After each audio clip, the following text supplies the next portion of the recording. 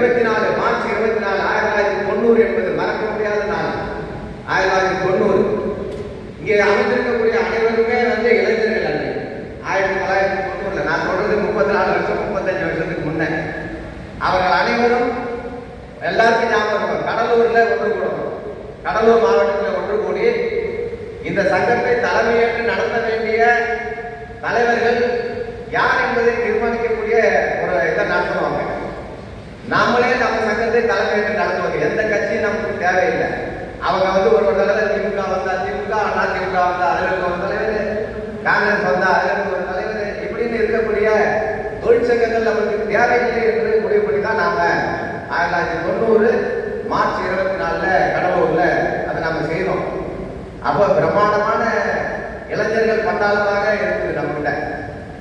இன்றைக்கு பார்த்தோம்னா இந்த ஆளே நிறைய நம்ம உள்ள நோண்டி விட்டு சுரேஷ் கிட்ட கேட்டேன், ஒரு 150 சேர் போட்டுக்கிறாரு, நிறைஞ்சிருப்பா அப்படின்னு கேட்டேன். ஏன்னா எனக்கு சந்தேகம் எனக்கு அப்படி இருக்குது. 1200 பேருக்கு மேல இருக்கக்கூடிய இந்த துறை 1990 88 86 படிப்புரிந்தவங்க எல்லாம் சேர்ந்தவங்க எல்லாம் இன்னைக்கு அதுக்கு முன்னால சேர்ந்தவங்க எல்லாம் தெரியும். ஒவ்வொரு பணிமனையிலையும் 100க்கு மேற்பட்ட தொழிலாளர்கள் இருக்கக்கூடிய துறையாக இருக்குது. இன்னைக்கு சில மாவட்ட பணிமனைகள்ல ஆளே கிடையாது, ஆளே இல்லை. அப்ப இங்க மட்டும் எப்படி நம்ம எதிர்பார்க்க முடியும்? ஊழியர்களை இங்க மட்டும் எப்படி எதிர்பார்க்க முடியும்? அதான் நிலைமை.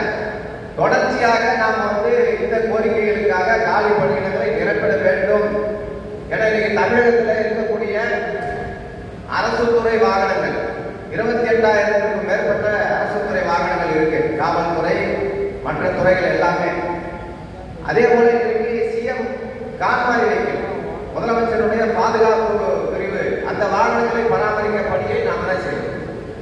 கவர்னருடைய வாகனங்களை பராமரிக்கக்கூடிய பணியை நாம தான் செய்யணும்.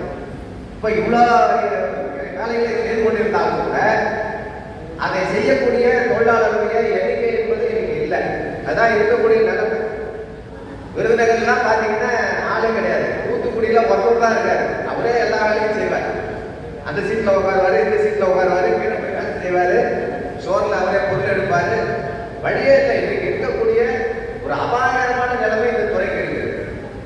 2026 இன்னும் கூட இந்த துறையில் இருந்து ஒரு 65 பேர் ரிட்டையர்ட் ஆகிறாங்க. எவ்வளவு பேர் இருக்கிறாங்கன்னு சொன்னா 1200 பேர்ல ஒரு 110 பேர் 150 பேர் 120 பேர் தான் இருந்தாங்க மொத்தமே. அதுல 86 பேர் போயிட்டாங்க இந்த 2 வருஷத்துல. 2026 இங்க இருக்கக்கூடிய மாநில